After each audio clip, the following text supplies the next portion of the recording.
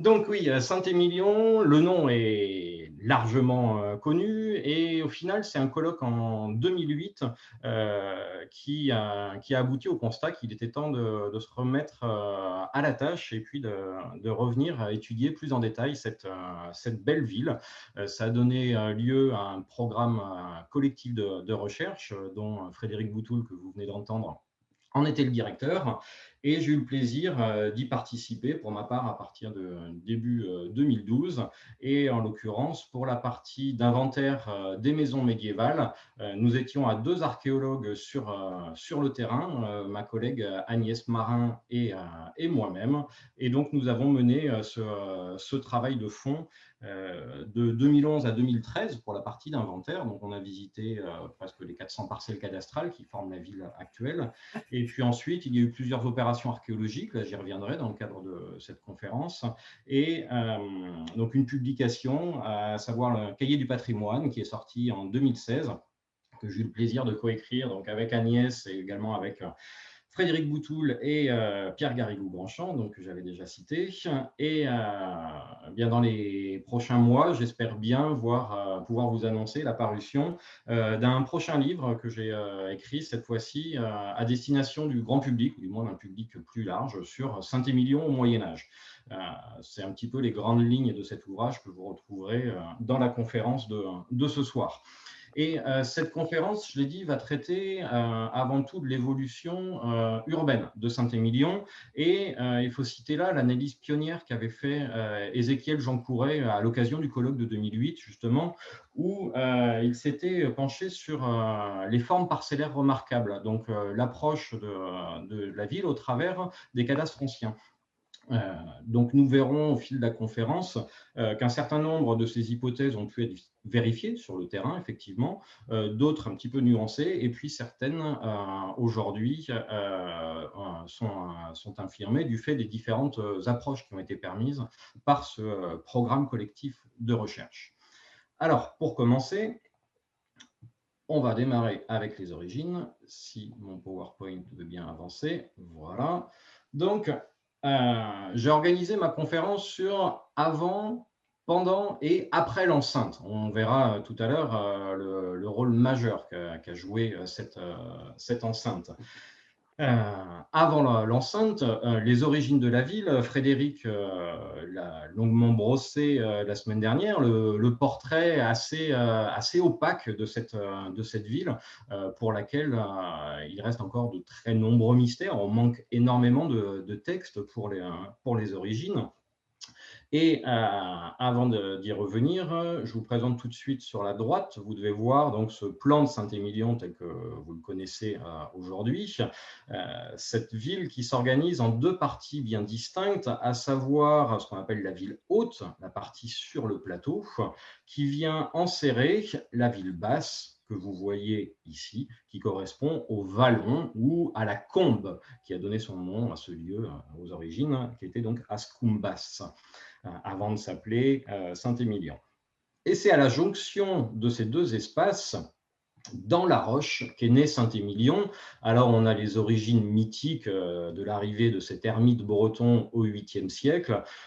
Pour l'archéologue, il faut attendre le tournant de l'an 1000 pour découvrir les premiers vestiges archéologiques, les parties les plus anciennes qui ont été identifiées à ce jour, à savoir un premier sanctuaire dont vous voyez un élément en photo aujourd'hui qui correspond aux anciennes catacombes. Et ce sanctuaire, au fil des siècles, au fil du 11e et du 12e siècle, va se développer dans la roche pour aboutir en particulier à la fameuse église monolithe, comme on la surnomme, que tout le monde connaît. Vous en voyez une photo ici depuis l'extérieur, depuis la place du marché.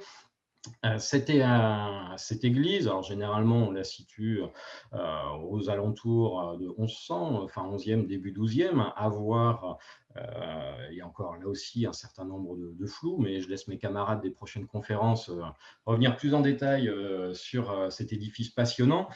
Ce sur quoi je veux attirer votre attention, c'est lorsqu'on est dehors, si vous voyez cette photo, vous repérez au-dessus un mur d'enceinte qui vient épouser le front rocheux à l'aplomb de la façade de l'église monolithe et qui forme une excroissance ici qui correspond tout simplement au niveau de la rotonde.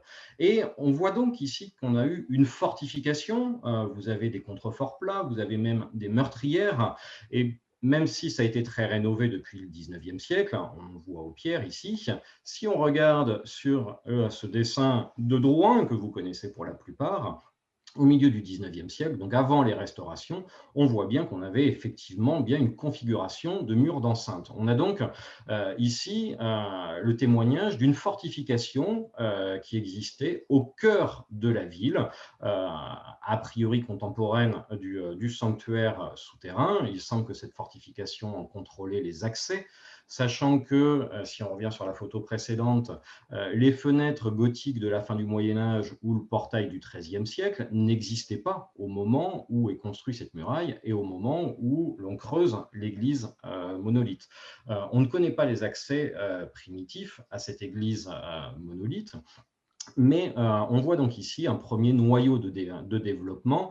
Alors, est-ce qu'il s'agit d'un véritable château? Est-ce que ce serait un château lié aux seigneurs des lieux à l'époque, à savoir les vicomtes de Castillon, comme Frédéric en a parlé, au moins jusqu'au début du XIIe siècle?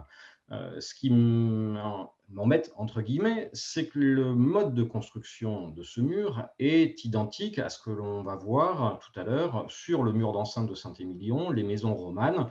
Donc ça nous pousse quand même, a priori, relativement loin dans le XIIe siècle, à une époque où, a priori, le vicomte de Saint-Émilion est déjà hors jeu et n'a plus rien à faire sur Saint-Émilion. Donc on a une zone obscure sur le commanditaire de cette fortification, mais ça marque bien ce premier noyau. Et quand on voit toutes les querelles qui ont eu lieu à la fin du XIe siècle pour la possession de ce sanctuaire, de ce premier monastère, c'était la conférence de la semaine dernière, on imagine bien que le lieu était déjà prospère et qu'il y avait probablement une première agglomération dont au final, aujourd'hui, on ne trouve pas véritablement de traces. Il y a eu l'hypothèse d'un premier noyau urbain qui aurait enserré cette partie-ci. Probablement a-t-on eu effectivement des maisons, mais aujourd'hui, tel qu'il était envisagé, on y reviendra un petit peu plus tard, l'archéologie ne permet pas de l'attester. Pour avancer dans l'histoire de Saint-Émilion, on passe à la phase suivante, et cette fois-ci, donc, les plans et en particulier l'analyse du parcellaire et l'alignement de la voirie permet d'identifier plusieurs opérations d'urbanisme antérieures à l'enceinte. On y reviendra tout à l'heure à l'enceinte. Donc, on a visiblement un premier lotissement qui occupe la ville basse et on voit la trame ici de la voirie qui s'organise principalement sur une orientation sud-est-nord-ouest qui correspond grosso modo à la découpe du front rocheux de la Combe. On repère aussi un alignement différent, cette fois-ci sur le plateau, avec des rues qui ont un axe, cette fois-ci plutôt nord-sud, relativement régulier, et qui semble indiquer deux opérations distinctes.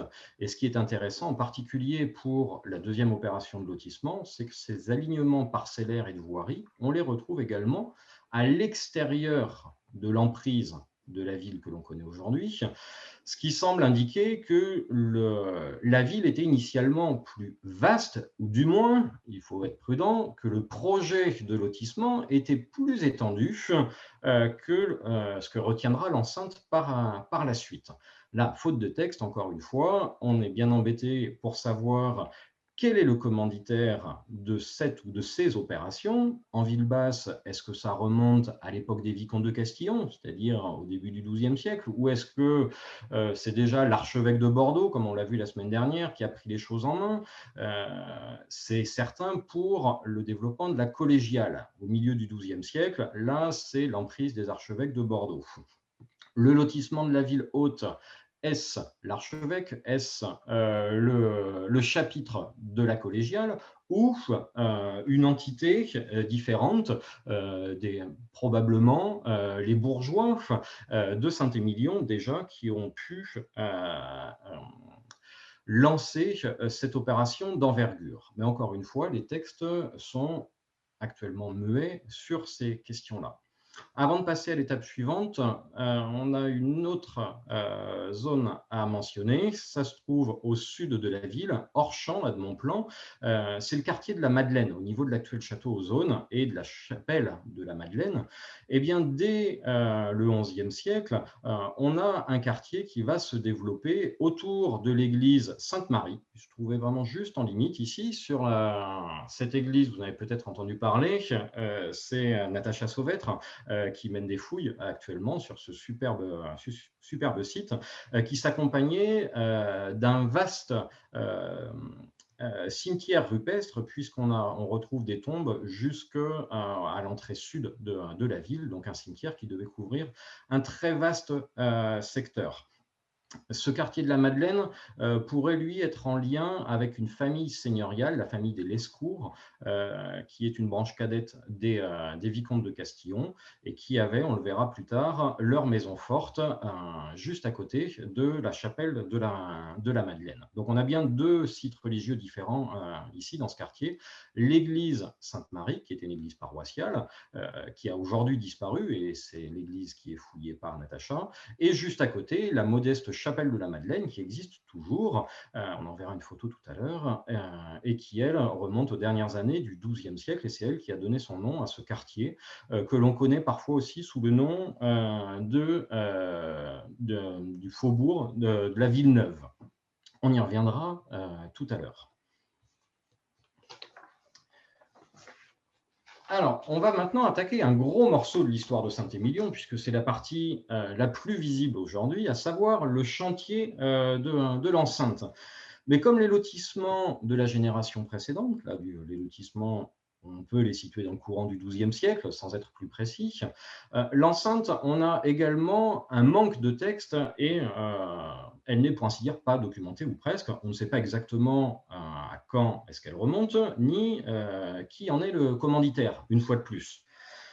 Malgré tout, on a un certain nombre d'éléments sous la main, d'autant qu'avec Agnès, on a été amené à l'étudier plus qu'en détail, cette fameuse enceinte, dont la particularité, vous le voyez sur ce dessin de restitution ici, est qu'elle est constituée par les maisons elles-mêmes. Ce sont les maisons des plus riches bourgeois qui constituent l'enceinte, chacun construisant sa portion, et des maisons qui vont avoir des hauteurs différentes. Ça a son importance pour la suite, et comme ce sont des maisons, vous le voyez ici, on a également des fenêtres, ce qui, vous en conviendrez, met à mal la défense de la ville. Mais ça, ce sera pour plus tard. Alors, justement, ces fenêtres, ces éléments de décor permettent de situer, du point de vue stylistique, la construction entre la seconde moitié du XIIe siècle et le début du XIIIe siècle. Pour le terminus, la fin de la construction, là c'est à peu près bien situé, puisque on a un texte du roi de France en 1224 qui s'adresse aux habitants, auquel il promet de ne pas amoindrir la clôture de la ville. Donc 1224, on sait que cette clôture, cette enceinte urbaine existe.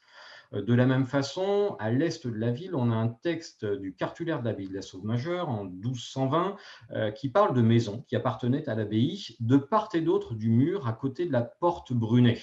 Donc, on a là aussi le mur de ville qui est mentionné et des maisons qui se trouvaient donc des deux côtés de ce mur. C'est plus la datation du commencement de cette opération, de ce vaste chantier qui pose problème. Et la première question qui vient en tête, c'est de savoir si un tel chantier a pu démarrer avant la reconnaissance officielle de la commune par le roi-duc, roi d'Angleterre, duc d'Aquitaine, le roi-duc Jean Santerre en 1199, donc à la toute fin du XIIe siècle, par ce qu'on appelle la charte de Falaise, du nom du château où le roi-duc était au moment où il autorise les habitants de Saint-Émilion à s'organiser en communes. Alors, cette reconnaissance, elle intervient à un moment particulier, je ne m'étendrai pas dessus aujourd'hui, mais en fait, elle prouve qu'à cette époque-là, déjà, les bourgeois de Saint-Émilion et la ville de Saint-Émilion étaient suffisamment importantes, riches et influentes pour intéresser le roi-duc, qui était en fait qui recherchait une légitimité au moment où il monte sur le trône. Donc cette reconnaissance de 1199, elle vient plutôt couronner une prospérité et un processus de développement urbain bien avancé. Il ne faut pas la voir comme un point de départ. D'autant que ce type de reconnaissance viennent généralement entériner une situation de fait, et il est tout à fait probable que les bourgeois de la ville aient pu lancer le chantier de l'enceinte quelques années plus tôt. On voit mal d'ailleurs qui d'autre aurait pu lancer ce chantier, puisque, on l'a dit, l'ancien seigneur de Saint-Émilion, c'était le vicomte de Castillon, mais il n'intervient plus à Saint-Émilion depuis le début du XIIe siècle. Les chanoines de la collégiale et l'archevêque de Bordeaux, qui gèrent de loin cette collégiale, bien ceux-là sont totalement absents des textes liés à l'administration de la ville. De la même façon, aucun texte émanant de l'administration ducale ne permet de laisser supposer que le roi-duc ait eu un quelconque rôle dans le chantier de cette enceinte. Par ailleurs, lorsqu'il s'agit de l'administration de la ville, on va le voir tout au long du XIIIe et du XIVe siècle, le roi-duc s'adresse directement aux bourgeois, de même que le roi de France, on l'avait vu avec l'exemple du texte de 1224. Et par la suite, pendant la guerre de Cent Ans, on verra que l'entretien de l'enceinte incombe directement à la Jurade, donc à la ville de Saint-Émilion, qui gère l'entretien et la restauration de cette muraille. Donc, dès l'origine, c'est très certainement un groupe de bourgeois, ancêtres de la Jurade, sur laquelle on reviendra tout à l'heure, des bourgeois de Saint-Émilion, qui ont déterminé le tracé de l'enceinte et l'intégration ou non d'un certain nombre de quartiers. Ce tracé, on y reviendra tout à l'heure. On va maintenant faire le tour du périmètre assez rapidement. Donc cette enceinte, elle couvre une surface de 13 hectares. On a un périmètre d'environ 1500 mètres et 6 portes différentes qui donnent accès à la ville. Alors, j'ai rajouté quelques vignettes au dernier moment puisque on a de très belles gravures anciennes de Saint-Émilion qui sont trop rarement utilisées, que l'on n'avait pas encore au moment du cahier du patrimoine. Donc, j'ai voulu les partager avec vous pour vous montrer les portes de la ville, puisque sur le cadastre de 1810, elles existent encore toutes. Les 6 portes qui font le tour de la ville sont encore présentes en 1810. Aujourd'hui, il n'en reste plus qu'une seule. Alors, je vais vous les présenter en partant du nord. Tout en haut, nous avions la porte bourgeoise que vous voyez ici sur le plan cadastral de 1810 et que vous apercevez là sur ce dessin de Pierre Lacour réalisé vers 1820. On a le palais cardinal juste à côté, on y reviendra. Cette porte a donc disparu. De même que, en allant un peu plus à l'ouest, la porte du chapitre que vous apercevez ici sur cette gravure, cette fois une gravure d'Engelmann, un petit peu avant 1839. Vous l'apercevez à ce niveau. Elle était précédée d'un pont qui enjambait le fossé et d'un bloc rocheux réservé au milieu du fossé sur lequel on reviendra avec l'exemple tout à l'heure de la porte Brunet. Aujourd'hui, il n'en reste plus rien puisqu'ici, c'est la place du monument aux morts actuellement, si vous connaissez Saint-Émilion. On poursuit le tour de ville. Alors, cette gravure très méconnue qui est conservée à la bibliothèque municipale de Bordeaux est l'une des rares représentations de la porte Saint-Martin, cette fois-ci vue depuis l'intérieur de la ville. Alors, l'auteur ici, c'est un certain Thiénon, vers 1820. Lui, il s'installe, si vous suivez ma souris, dans ce secteur, au niveau de la place Cap-de-Pont actuelle, et il regarde dans cette direction. Et quand on regarde de plus près, sur la droite de la tour du roi, que vous reconnaissez ici, la voici la porte Saint-Martin, vue depuis l'intérieur. On voit le passage avec la rue, ici, rue de la porte Saint-Martin. Donc cette porte, elle aussi, a disparu. Poursuivons le tour de ville et descendons au sud, cette fois-ci Drouin, un auteur que l'on connaît mieux, à Saint-Émilion. Vous avez le plan de 1810 avec cette porte où on voit ici des escaliers qui sont représentés et que vous retrouvez effectivement sur le dessin de Drouin, la porte de la Madeleine ou porte Sainte-Marie. Elle porte deux noms différents. D'ailleurs, Drouin, lui, l'appelle porte des Trois-Maries. Encore un nom un petit peu différent. La porte elle-même a disparu. Il ne reste qu'un petit bout de la muraille, là où aujourd'hui on a une maison qui a installé son balcon à ce niveau-là. Et donc le socle rocheux qui a été entaillé aujourd'hui pour que la rue puisse monter en pente douce vers la ville. Descendons en ville basse sur la porte Bouquière ou Bouqueire, qui était la seule porte de la ville basse.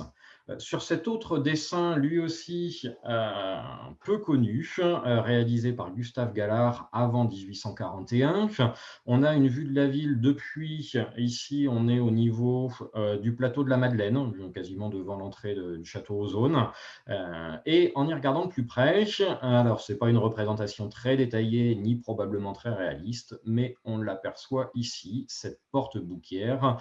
Au final, c'est le plan de 1810 qui nous donne l'élément le plus précis, à savoir pas grand-chose dans les détails. Terminons le tour de ville pour arriver à la porte Brunet. On est à l'est, ici, vous la voyez ici, et c'est, comme je le disais tout à l'heure, la seule porte que l'on conserve aujourd'hui. Cette porte est précédée d'une barbacane dont on devine la trace ici. Elle est sur un bloc rocheux au milieu du fossé. Et il y a quelques années, lors des travaux de réfection de la voirie, il y a eu une opération archéologique qui a été menée par Natacha Sauvêtre également, qui nous a fait plaisir de mettre à jour des fondations d'un bâtiment disparu que l'on ne soupçonnait pas. Vous devinez deux murs ici, parallèles, un là et un autre à ce niveau-là, qui se terminent par deux tourelles dont vous avez les vestiges ici, de tourelles circulaires, ce qui a permis de reconstituer le faciès d'origine de cette porte romane des années 1200, avec donc cette barbacane romane également qui servait de sas entre la campagne et la ville. On a un texte du XVIIIe siècle, si je me souviens bien, qui décrivait le même dispositif en avant de la porte bourgeoise au nord de la ville. Maintenant que l'on a les fondations de ce bâtiment, on comprend mieux comment s'organiser la défense en avant des portes de la ville. Donc voilà cette barbacane disparue de la porte Brunet. Voilà pour les 6 portes qui donnent accès à Saint-Émilion. Et il nous en manque une, si vous regardez bien sur le plan sur la droite, vous verrez que j'ai mis ici avec un point d'interrogation quant à la localisation précise, mais Frédéric Boutoul nous a retrouvé dans un texte du XIVe siècle la mention d'une porte, une petite porte, qui était appelée alors la poterne Renaud ou Renaud, du nom de l'une des grandes familles bourgeoises de Saint-Émilion. Cette porte devait se situer au centre du front oriental de la ville, puisque le texte parle du quartier de la Groulet et qu'aujourd'hui, la petite impasse qui est là s'appelle l'impasse Groulette, et cette impasse était en fait une rue. En pointillé ici, c'est toute la voirie qui a disparu aujourd'hui, mais que l'on a pu reconstituer grâce à différents indices. J'expliquerai tout à l'heure la raison de la disparition de toute cette voirie sur cette partie-là de la ville. Maintenant que nous avons fait le tour des portes, je vous propose de regarder plus en détail le tracé de l'enceinte. Vous le voyez en trait foncé pour les parties conservées. Cette enceinte, son tracé suit le plus souvent les orientations de la voirie. On le voit bien ici à l'ouest, de même au sud et même au sud-est ici. Le tracé est relativement rectiligne, quelques ondulations de temps en temps, mais par moments, comme au nord de la ville, le tracé marque un arrondi beaucoup plus net au niveau de la façade du palais cardinal. Je ne sais pas si vous voyez bien là, sur la partie nord de mon plan, en haut à droite. Donc là, le tracé de l'enceinte s'arrondit. Un petit peu plus à l'ouest, ici, le tracé de l'enceinte romane va marquer plusieurs redans que vous voyez ici. Il a des petits décrochés qui donnent l'impression ici qu'on a cherché à s'adapter à des contraintes préexistantes. Pourquoi ne pas avoir tiré au droit à cet endroit? Non, on a fait un choix, visiblement, qui nous échappe totalement, puisque l'ensemble de ces bâtiments romans qui constituent l'enceinte ont bien été conçus et construits à la même période, sur quelques décennies peut-être, mais ce sont bien des maisons destinées à servir d'enceinte et non pas des maisons préexistantes qui se sont retrouvées associées à l'enceinte, si vous saisissez la subtilité. Ici, à chaque fois, ces maisons romanes qui font le tour de la ville, quand la portion de muraille est conservée, on a un mur qui fait entre 1,10 m et 1,50 m d'épaisseur, comme pour le palais cardinal ici. Donc on voit bien que c'est conçu comme un mur défensif et également résidentiel. C'est tout le paradoxe de l'enceinte de Saint-Émilion, mais ça, je l'ai déjà développé à plusieurs reprises dans d'autres conférences. Donc aujourd'hui, je ne m'étends pas sur les maisons qui forment l'enceinte et Pierre Garrigou y reviendra une autre fois. Donc, on voit que cette enceinte, le plus souvent, suit le tracé de la voirie, par moments s'adapte à des contraintes préexistantes, à des contraintes, je vais rester vague, et ce qui est frappant, si vous regardez le front nord-ouest de la ville, c'est qu'ici, l'enceinte ne s'adapte absolument pas au tracé antérieur, et c'est bien ce qui nous permet de déterminer que cette enceinte est venue après le lotissement et non pas l'inverse, c'est que cette enceinte recoupe le parcellaire, ici, complètement en biais. Les parcelles cadastrales sont bien organisées par rapport aux rues, par rapport à la voirie, alors que l'enceinte, elle, recoupe en biais ce parcellaire, surtout ce front-là. Et c'est particulièrement évident au niveau de la collégiale, ici. La collégiale, au moment où on construit l'enceinte, alors j'ai mis vers 1200 par convention, mais à cette époque-là, au moment où on construit l'enceinte, le chantier de la collégiale n'est probablement pas encore achevé. On est sur un édifice très imposant qui est encore en cours de construction. Et paradoxalement, eh bien, la muraille ici ne tient pas du tout compte de la collégiale et on va tirer au droit euh, sans se préoccuper de la pauvre église. Et c'est très évident quand vous en regardez la façade de cette tour-porche qui est d'ailleurs restée inachevée. Vous avez le portail central et une baie aveugle à droite. On avait la même chose, ou du moins le projet sur la gauche. D'ailleurs, en y regardant de plus près, on devine ici le départ du cordon, l'équivalent de celui-ci, du cordon mouluré qui partait dans cette direction. Et surtout, vous regarderez bien la prochaine fois que vous irez à Saint-Émilion, on a ici les premières pierres, la découpe arrondie, le négatif en fait de cet aménagement-là, de cette fausse baie ici qui se développait à ce niveau-là. Et le mur d'enceinte, si on reprend la vue précédente, ce mur d'enceinte va donc tirer au droit et littéralement amputer une partie de la façade de cette collégiale. Alors, faut-il y voir une forme de rivalité entre les bourgeois d'un côté et le chapitre canonial de l'autre? On en restera à l'état d'hypothèse.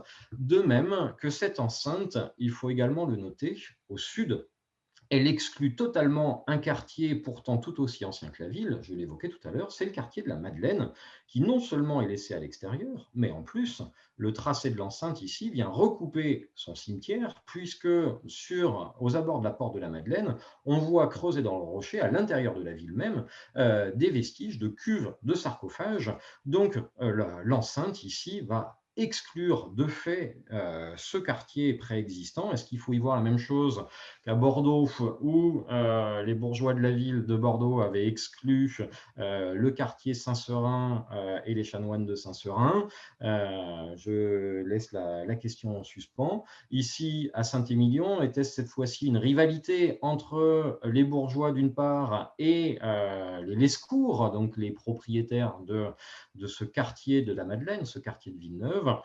Peut-être qu'un jour, les textes nous permettront d'y répondre.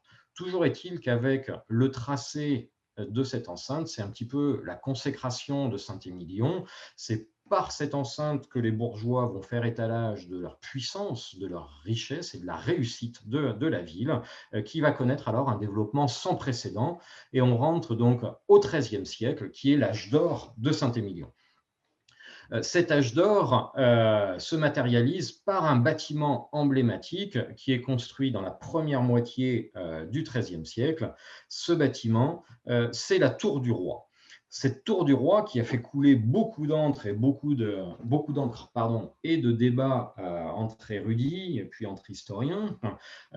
Aujourd'hui, on peut affirmer qu'elle est le dernier vestige, non pas d'une forteresse royale, mais tout simplement du premier hôtel de ville de Saint-Émilion. Il faut attendre la période moderne, le XVIIe et XVIIIe siècle, pour que des textes nous parlent du vieil hôtel de ville, de la Tour du Roi, qui se trouvait au niveau des enceintes basses qui accompagnent ce donjon. Et ce donjon urbain, c'est tout simplement l'ancien beffroi municipal. Sans rentrer dans le détail, il n'a aucune des caractéristiques des fortifications royales de l'époque, qu'on soit dans le camp français ou dans le camp plantagenet, dans le camp anglais. En revanche, ce donjon a tous les codes architecturaux de l'enceinte de Saint-Émilion. C'est le même mode de construction, le même type d'ouverture, le même type d'aménagement, et c'est une tour qui se trouve à l'intérieur de la ville, qui est faite, vous le voyez ici, pour regarder la ville et être vue depuis la ville. Elle n'a aucune communication avec l'extérieur, c'est vraiment un dialogue entre la ville et ses habitants, et c'est bien la raison d'être de ce beffroi municipal. Sa construction, on peut la situer dans les années 1220-1230, qui correspond aussi à l'apparition dans les textes de la jurade et d'un maire de Saint-Émilion. La reconnaissance de la commune en 1199, le roi d'Angleterre, dans la charte de Falaise, il s'adresse à un groupe de bourgeois indéfini. Il n'y a pas de nom, il n'y a pas de titre particulier. Ce sont les bourgeois de Saint-Émilion. Il faut attendre 1234 pour voir la mention d'une jurade et d'un maire. Donc, ça doit concrétiser un processus de développement communal. On est vraiment sur les prémices des villes à cette période-là. Donc, Saint-Émilion est vraiment précurseur. C'est la première ville de Gironde, du Bordelais, à avoir cette charte de commune avant Bordeaux, avant La Réole. Donc, ça montre bien l'importance qu'avait cette ville de Saint-Émilion. Cette ville de Saint-Émilion, au XIIIe siècle, elle connaît un développement sans précédent. Et très rapidement, l'enceinte romane va se trouver trop étriquée pour pouvoir accueillir toute la population. Ça, on a pu le mettre en évidence grâce à une opération archéologique qui s'est déroulée en ville basse. La ville basse a de tout temps été considérée comme plus populaire que la ville haute, moins urbanisée. On y a toujours vu des jardins, des enclos, quasiment plus de maisons médiévales aujourd'hui. Donc, c'était vu comme quelque chose de plus populaire et de moins urbanisé. Eh bien, c'est un tout autre regard que l'on porte aujourd'hui sur cette partie de la ville, puisque, je le disais, des sondages menés par les collègues archéologues de l'INRAP sur une parcelle de la ville basse, ici au niveau de la rue Vergniaud, sur ce qui était alors un parking en prévision d'un permis de construire, eh bien, les sondages ont consisté à faire 3 tranchées différentes, à 3 emplacements distincts de la parcelle.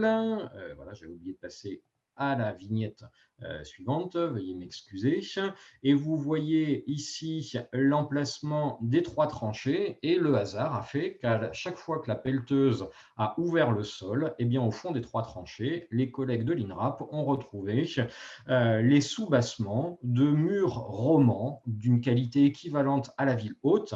Vous en voyez un ici, à ce niveau-là, ce qui correspond à ce petit pan de mur ici. Alors, vous me direz, c'est pas grand-chose.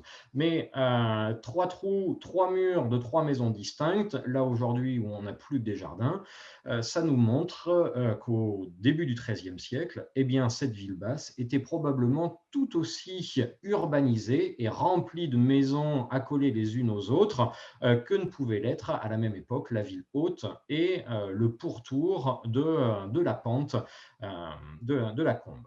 Eh bien, lors de cette opération archéologique, quand on regarde de plus près, on s'aperçoit que le mur roman, vous le voyez ici, ce mur donc, de cette maison romane, fin 12e, début du XIIIe siècle, a été soigneusement arasé. On a en fait dû démolir ce qui restait de cette maison, rapporter une petite couche de terre végétale que vous voyez ici, et transformer, et puis un peu plus derrière, et transformer tout ce quartier-là, la majeure partie de ce quartier, disons, en jardin. Le mobilier trouvé dans cette terre rapportée permet de situer probablement au début de la période moderne, probablement dans le courant du XVIe siècle, cette phase de démolition et cette phase d'aménagement de jardin en ville basse. On y reviendra plus tard.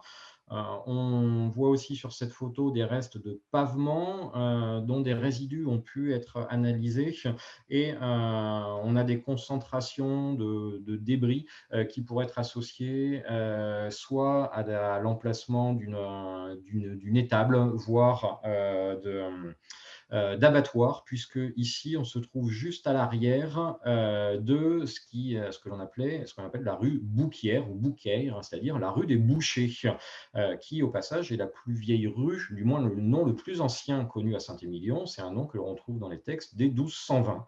Donc à l'arrière de la rue Bouquaire devaient se trouver des étables ou des abattoirs ici, qui étaient également desservis ou nettoyés au passage par ce petit ruisseau là, de la petite fontaine ici, et la grande fontaine qui jusqu'au 19e siècle, on le voit sur le plan ici, s'écoulait au centre de la rue Bouquaire. On imagine l'ambiance dans ces rues avec ce type de décor.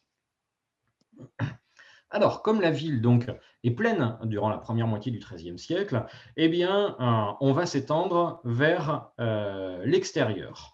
À partir du milieu du XIIIe siècle, on va voir se développer des faubourgs. Alors, il y avait déjà, je l'ai évoqué à plusieurs reprises, le faubourg de la Madeleine au sud, mais surtout à l'est de la ville, on va voir un faubourg se développer autour du couvent des Cordeliers ou franciscains ou frères menus, 3 noms pour un même ordre. Les franciscains sont mentionnés à Saint-Émilion à partir de 1255 et avaient leur premier couvent donc à l'est de la ville, au niveau des vignes de Villemorine actuelles, mais on ne peut pas aujourd'hui le localiser précisément, nous y reviendrons tout à l'heure. Quelques années plus tard, à partir de 1285, cette fois-ci c'est au nord de la ville que l'on a un deuxième couvent d'ordre mendiant qui est mentionné, à savoir les Jacobins, qu'on appelle également les Dominicains. Le souvenir de ce monastère, c'est ce que les Saint-Émilionnais appellent les Grandes Murailles, ici, qui était non pas une église démolie, mais un chantier interrompu. On voit bien ici là, que les ouvriers sont partis, ils ont fait ce qu'on appelle une chaîne d'attente, et ils ne sont pas revenus. Donc on a une église restée à jamais inachevée. C'est juste une portion du mur nord de la nef. Ça donne une idée de ce qu'aurait donné cette église si elle avait été achevée, donc qui correspond au premier couvent des Dominicains. Nous reviendrons aussi tout à l'heure sur la raison de l'inachèvement. Il faut mentionner aussi, juste à côté de ce couvent, au nord de la ville, on avait un hôpital, l'hôpital Saint-Julien, qui a laissé son nom au château et à la parcelle de vigne à côté. Mais de cet hôpital mentionné au XIVe siècle, il ne reste plus rien non plus aujourd'hui. Donc il faut imaginer à la fin du XIIIe siècle une ville qui est largement passée au-delà de ces murailles romanes des années 1200, une ville beaucoup plus grande que l'on imagine aujourd'hui, et ça marque l'âge d'or, l'apogée de Saint-Émilion, avec une date, 1289, qui correspond à la naissance de la juridiction de Saint-Émilion. On l'a vu, en 1199, les Saint-Émilionnais sont autorisés à s'organiser en communes. À partir de 1234, on a la mention de la jurade, donc ce conseil municipal avec à sa tête son maire. Mais durant tout le XIIIe siècle, cette jurade va diriger une ville et un territoire dont les contours sont très mal définis, comme bien d'autres juridictions, ce qui entraîne de très nombreux conflits avec les différentes autorités locales, si bien que dans les années 1270-1280, le roi-duc va faire délimiter précisément les différentes juridictions, et en particulier celle qui est octroyée à la jurade de Saint-Émilion en 1289. Ce sont les 8 communes actuelles que l'on connaît et qui vont donc délimiter ce territoire sur lequel les jurats de Saint-Émilion règnent presque en maître. Il faut imaginer là cet idéal des villes françaises qui lorgnent vers les cités-États italiennes. Eh bien, à la fin du XIIIe siècle, Saint-Émilion et les Saint-Émilionnais l'ont presque atteint, cet idéal. Encore une fois, avant bien d'autres villes. On est au tout début du phénomène des Bastides. Donc Saint-Émilion est la grande ville de la région à l'époque. On a au début du XIVe siècle une enquête fiscale qui permet d'estimer la population de Saint-Émilion à environ 2500 habitants. Avec ces 2 monastères mendiants, avec tous ces éléments, aujourd'hui, les historiens estiment que Saint-Émilion, à cette époque-là, au moment de son âge d'or, de son apogée, était la 2e ville du Bordelais, après Bordeaux. Donc, sur cette période d'apogée, que je n'oublie rien au passage, eh bien, ça ne va pas durer longtemps, puisque la fin de l'âge d'or arrive très vite. Le retournement de conjoncture est vraiment brutal. D'une part, dès le début du XIVe siècle, Saint-Émilion va être concurrencé par la toute jeune bastide de Libourne. Libourne, vous voyez ici son ancien nom, le nom de la paroisse primitive, Saint-Jean de Fautzera. La bastide de Libourne est fondée en 1269 et va connaître une prospérité très rapide. Déjà parce qu'elle est favorisée par le pouvoir ducal, et en plus du fait de cette implantation très stratégique à la confluence de l'Isle et de la Dordogne, directement en bord de fleuve, alors que Saint-Émilion, on le voit ici, la ville est au cœur des terres. Le port de Saint-Émilion, qui était le port de Pierrefitte au niveau du menhir actuel, est à plus de 4 km, ce qui représente un handicap commercial et puis un handicap également défensif, avec le déclenchement de la guerre de Cent Ans en 1337.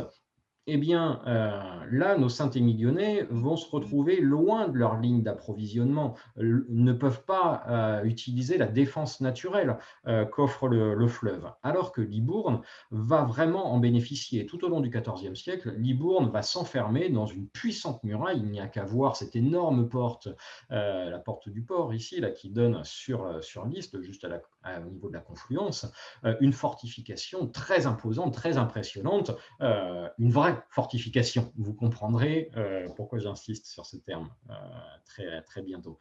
Saint-Émilion a un autre handicap, c'est son enceinte. L'enceinte romane, je vous l'ai dit, elle est constituée par les maisons elles-mêmes. Vous avez vu qu'on a des fenêtres, et vous conviendrez que pour défendre une ville, une enceinte percée de fenêtres, ce n'est pas l'idéal. Donc, les Saint-Émilionnais vont se retrouver face à un dilemme important. Non seulement la vieille enceinte romane est une vraie passoire, mais en plus, je l'ai montré tout à l'heure, les faubourgs se sont développés tout autour, et donc l'enceinte n'a plus aucune fonction défensive. Donc se pose la question de comment mieux protéger la ville à cette époque-là, au début du XIVe siècle.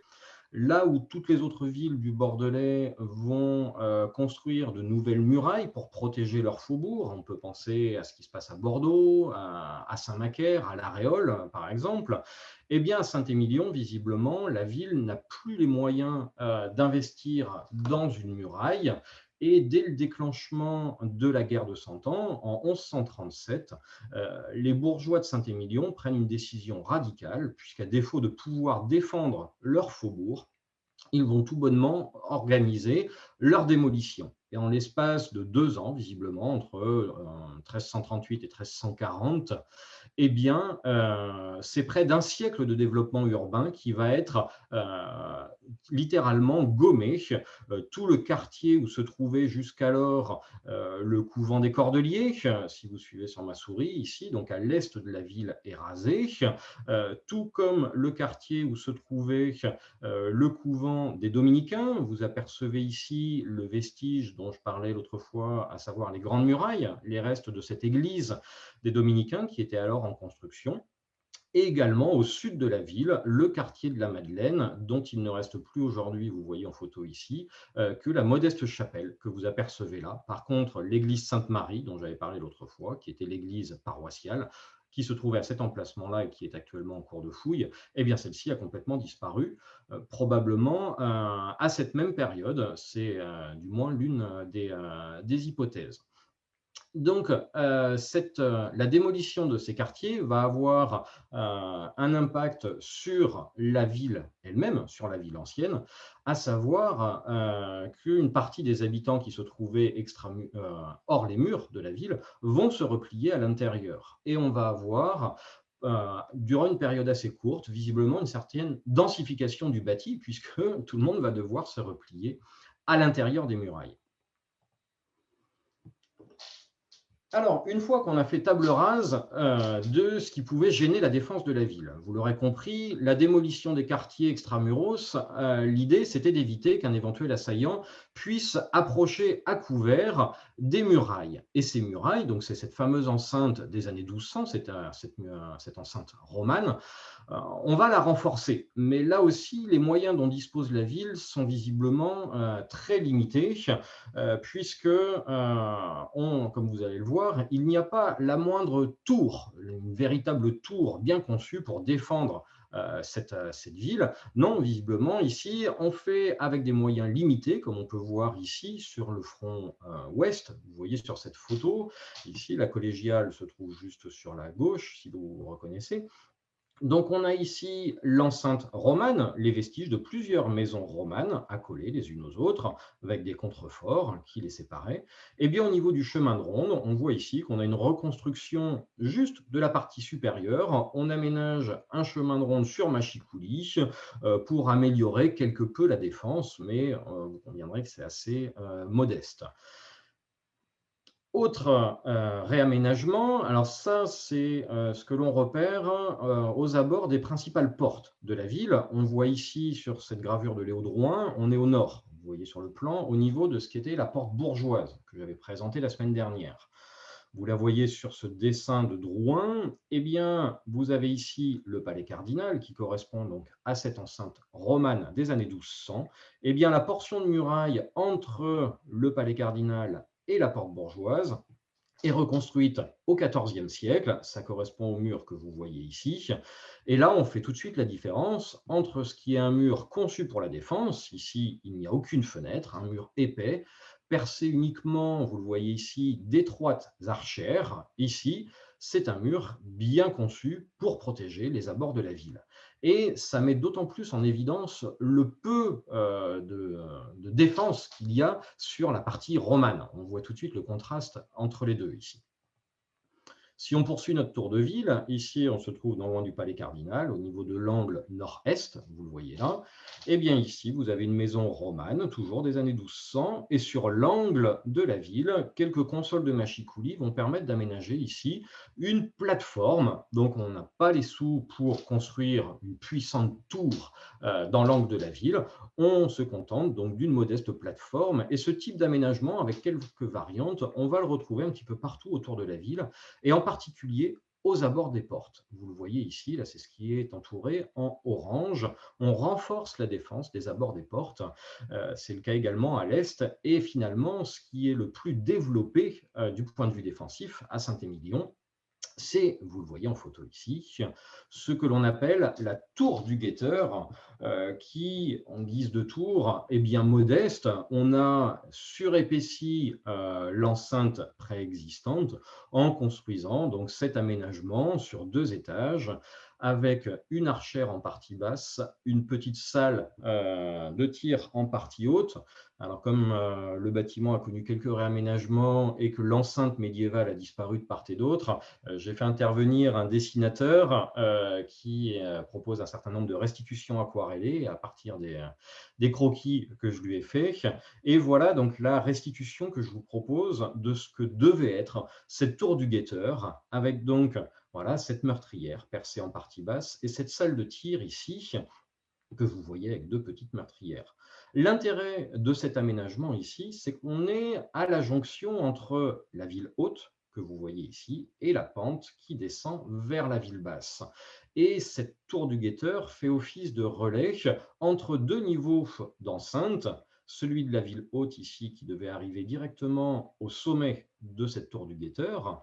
Le sol de la ville haute, vous voyez ici, on communique avec cette salle et par cette porte-là, que vous retrouvez aujourd'hui ici, qui est une fenêtre actuellement, eh bien, on débouchait directement sur le sommet du mur d'enceinte. Donc, cette cette tour du guetteur faisait donc la jonction entre ces 2 portions d'enceinte. Alors aujourd'hui, ne cherchez pas la meurtrière, il y a eu un reparmentage, un changement de pierre, si vous voulez, il y a quelques décennies et on a tout simplement masqué l'archère. Par contre, elle est encore bien conservée à l'intérieur et vous voyez ici, on a son ébrasement. Cette portion d'enceinte qui s'est effondrée au début du XXe siècle, on la connaît par une photo ancienne et par quelques bribes de dessin qui permettent de restituer de façon assurée ce contrefort et puis cette jonction entre ces 2 parties. Voilà pour les réaménagements que l'on trouve sur l'enceinte de Saint-Émilion pour essayer de renforcer les défenses de la ville au plus fort de la guerre de Cent Ans. On est bien loin des murailles puissamment défendues qui sont conçues et construites à Libourne, à Bordeaux et ailleurs à la même époque. Oui, au passage, pour restituer ces défenses, je me suis inspiré de l'enluminure que vous voyez ici, à savoir l'Armorial de Revel, qui est un manuscrit des années 1450 et qui est une des premières représentations réalistes dans l'iconographie médiévale. On y voit des dizaines de dessins de villes et châteaux d'Auvergne et du Forez. Et en l'occurrence, ici, vous avez la ville de Néronde. Et en consultant cet armorial, eh bien, je me suis aperçu que sur les enceintes de ville, moins on avait de tours défensives, plus on rencontrait de petits aménagements, vous voyez, des petites cabanes, des petites cahutes en bois que l'on venait poser sur le mur d'enceinte. On en voit sur de très nombreuses villes d'Auvergne dans cet armorial. Et donc, c'est un palliatif, là, une défense à moindre coût pour renforcer le chemin de ronde et créer des postes un peu plus sécurisés pour la défense de la ville.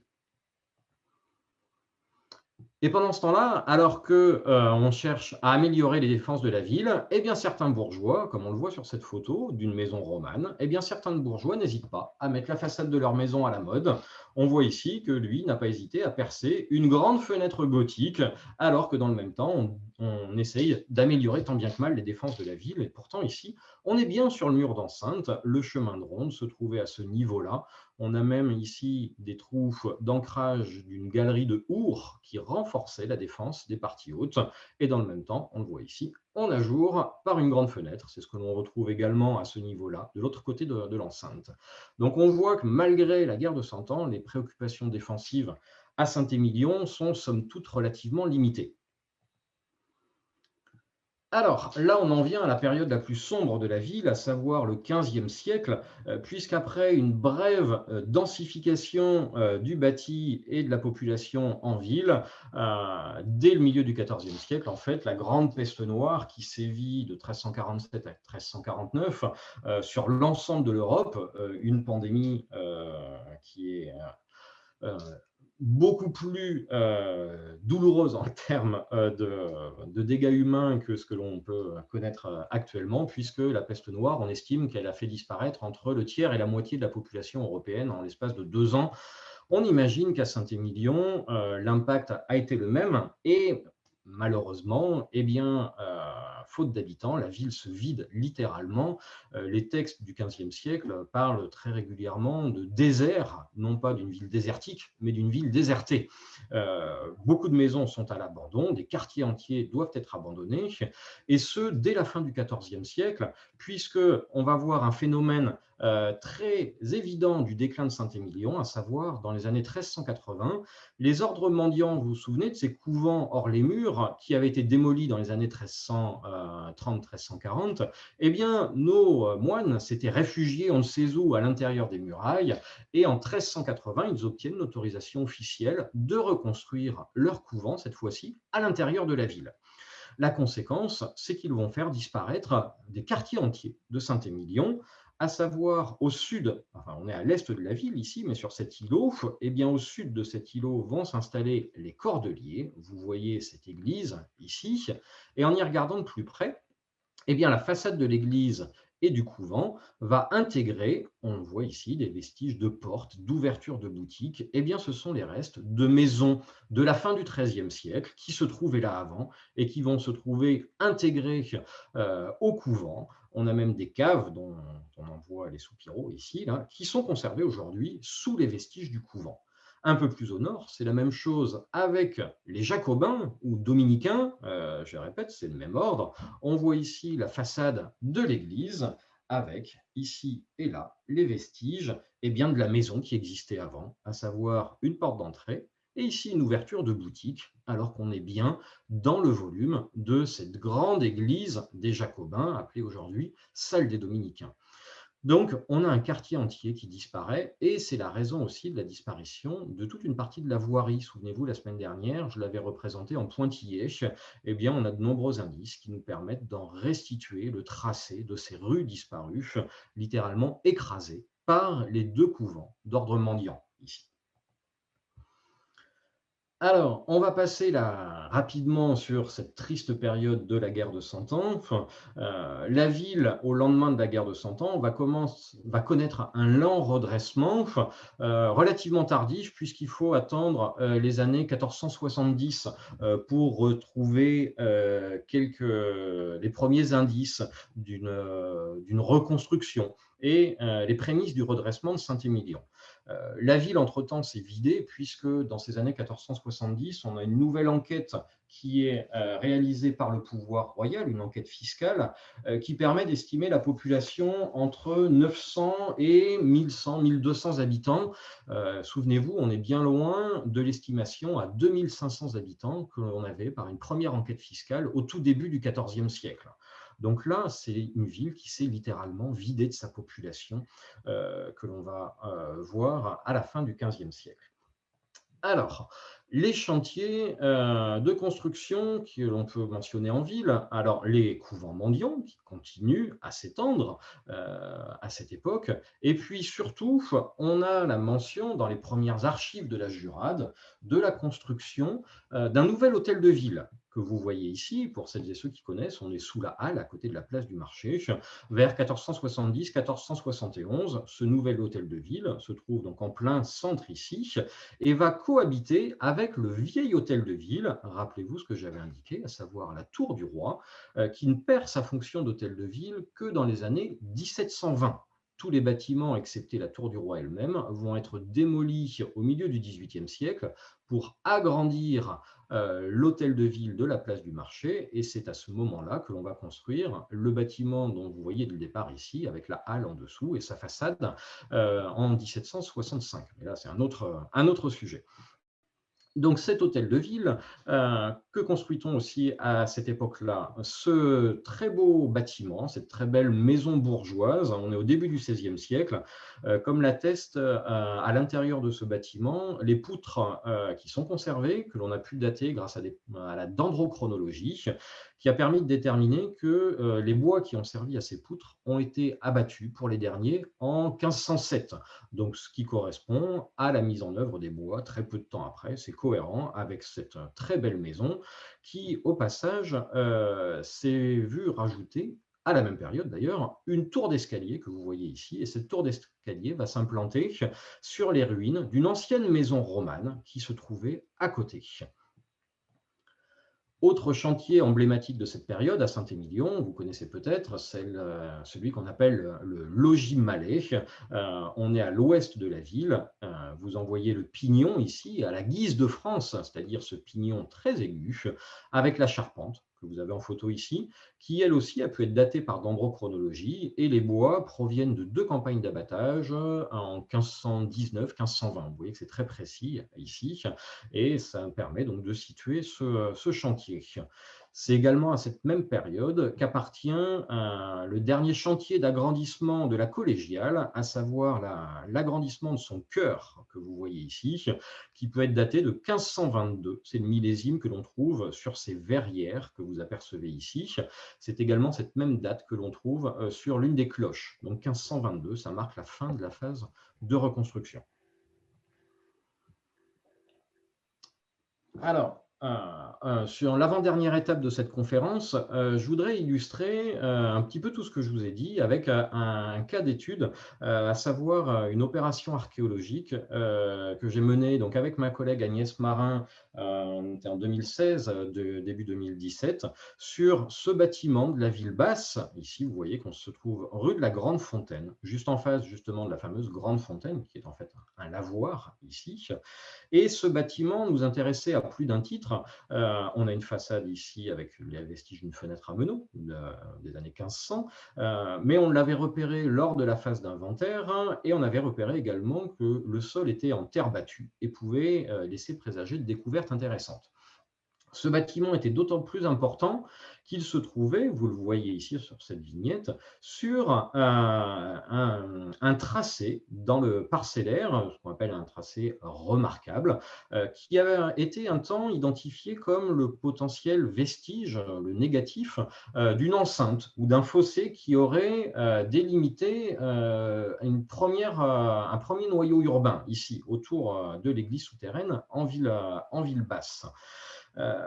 Cette hypothèse, comme vous allez le voir, aujourd'hui est mise à mal, puisque cette opération archéologique nous a permis d'aller voir de plus près cette portion de cet hypothétique tracé. Alors, je ne vais pas aujourd'hui vous faire une conférence sur l'ensemble de cette opération archéologique. Je vais vous en montrer juste quelques extraits pour vous faire comprendre la complexité de ce parcellaire de Saint-Émilion, la dynamique de construction et d'évolution de ce quartier. Alors, on a dénombré pas moins de 11 phases d'agrandissement et de remaniement du parcellaire sur cette seule maison, sur ce seul bâtiment. Alors, vous voyez ici, j'ai mis en rouge le tracé de la parcelle cadastrale telle qu'on la connaît aujourd'hui, avec cet alignement parcellaire qui était présagé comme remarquable.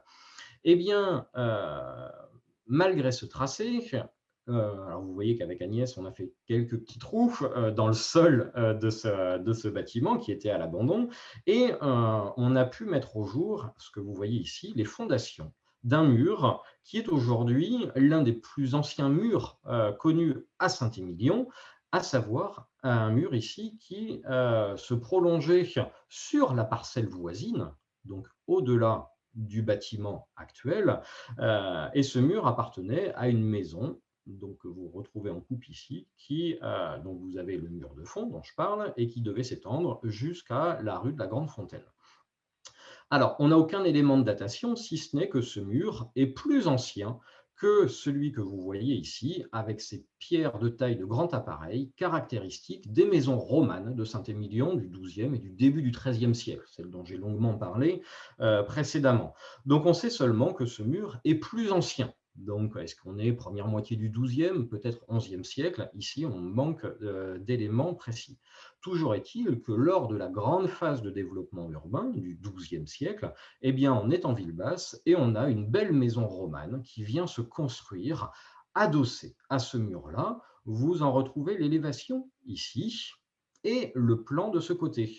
Voici le plan schématique avec une maison romane qui se développe de part et d'autre du mur que vous voyez sur la photo. On voit bien ici qu'il n'y a donc pas de limite actuelle qui tienne à ce niveau-là. Vous noterez qu'on a une deuxième maison romane qui, elle, est construite de l'autre côté de l'îlot d'habitation, à regarder vers l'autre rue, la rue de la Petite Fontaine.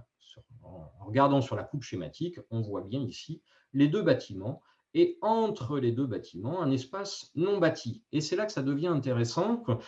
Quand on passe à la phase suivante, probablement dans le courant du XIVe siècle, on va avoir un nouveau bâtiment qui va venir s'insérer entre les deux bâtiments préexistants, dans ce qui était probablement une cour ou un jardin auparavant.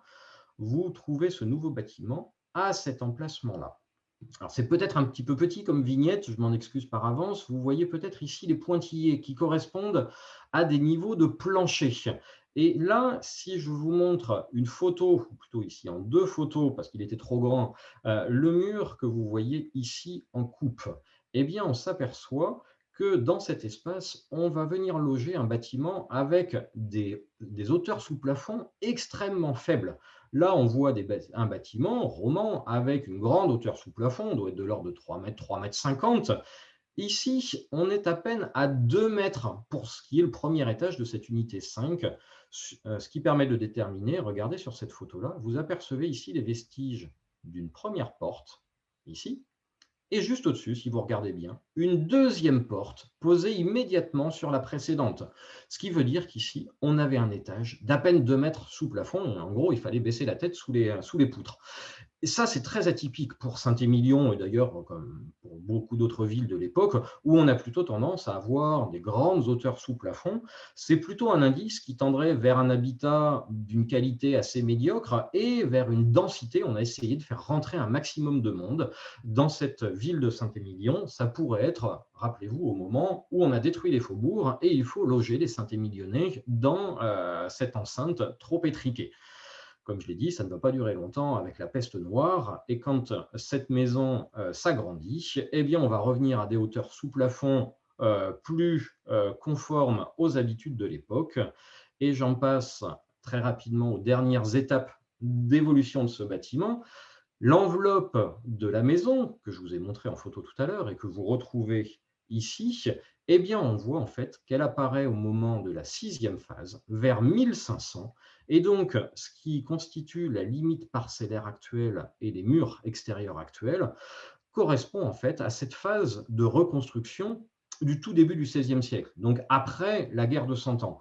Ce qui signifie qu'ici, dans ce quartier, au moins, ce quartier qui a connu une forte déprise urbaine, une recomposition parcellaire très importante à cette période, en ce début du XVIe siècle, eh bien, la mémoire du parcellaire ici n'est pas antérieure à cette période-là. Donc, ces parcelles-là ne peuvent pas documenter un éventuel fossé ou le souvenir d'une enceinte du XIIe siècle, au moins pour ce quartier-là.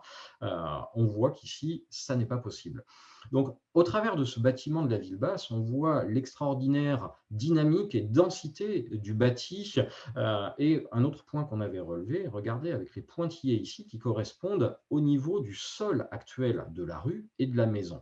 Le sol des deux maisons romanes sont à peu près respectivement de 1 mètre et même 2 mètres en dessous du niveau actuel. À chaque fois, ce que l'on a repéré en fouille, c'est qu'on a une élévation des niveaux de sol due à la montée des eaux des deux petites rivières, les petites et grandes fontaines, qui passent de part et d'autre et qui ont dû progressivement inonder les sous-sols de la ville, ce qui fait que cette ville basse, non seulement les maisons vont progressivement être surélevées, leur rez-de-chaussée, et puis surtout, vous l'aurez compris, moins propices à l'habitat, beaucoup de maisons vont être rasées et on va aménager les jardins dont j'avais parlé précédemment dans la première partie de la conférence.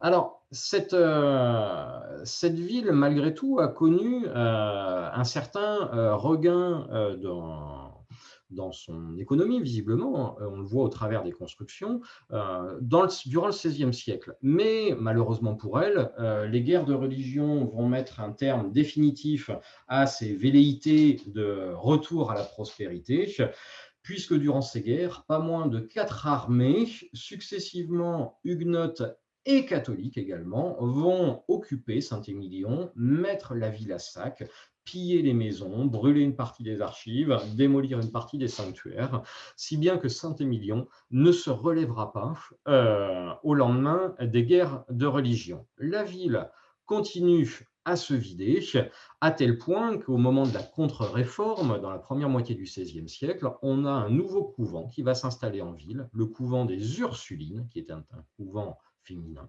que vous voyez à cet emplacement-là, et qui lui aussi va faire disparaître un quartier entier de Saint-Émilion, cette fois-ci à l'ouest, comme cela avait été le cas 200 ans plus tôt à l'est avec les ordres mendiants.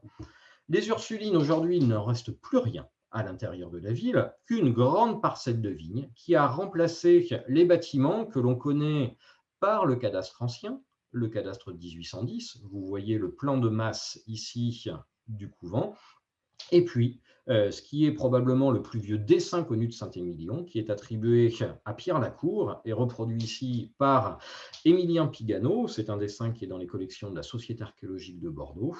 Sur ce dessin, vous apercevez ici la tour du roi, ici au premier plan, les toitures de la chapelle de la Trinité, et entre les deux, au loin, eh bien, le voici, ce couvent des Ursulines, cet ensemble de bâtiments ici correspond à cette partie-là. L'église conventuelle occupait donc cet espace-là.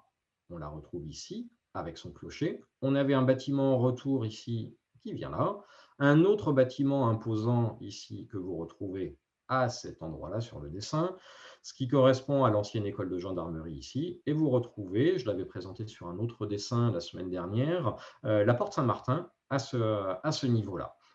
Donc, de la ville médiévale, finalement, aujourd'hui, il ne reste plus grand-chose. On a bien sûr ce périmètre de cette enceinte, qui est aujourd'hui l'une des enceintes romanes les mieux conservées de France, justement du fait de l'abandon progressif de la ville. Il n'y a pas eu, ou peu, comparé à bien d'autres villes, de reconstruction. C'est donc une ville dont le développement s'est interrompu, et c'est ce qui permet aujourd'hui la conservation de ce riche patrimoine médiéval qui n'a pas été remplacé, ou moins qu'ailleurs, par du bâti plus récent. À Saint-Émilion, si la prospérité économique revient effectivement au XVIIIe et au XIXe siècle par la vigne, à cette époque, il n'y a plus d'impératif à se protéger derrière des murailles. Elles sont totalement obsolètes de toute façon. Et donc, les Saint-Émilionnais, les riches Saint-Émilionnais, c'est directement dans leur vignoble qu'ils vont s'installer. Et c'est à cette époque que naissent la plupart des grands châteaux que l'on connaît actuellement.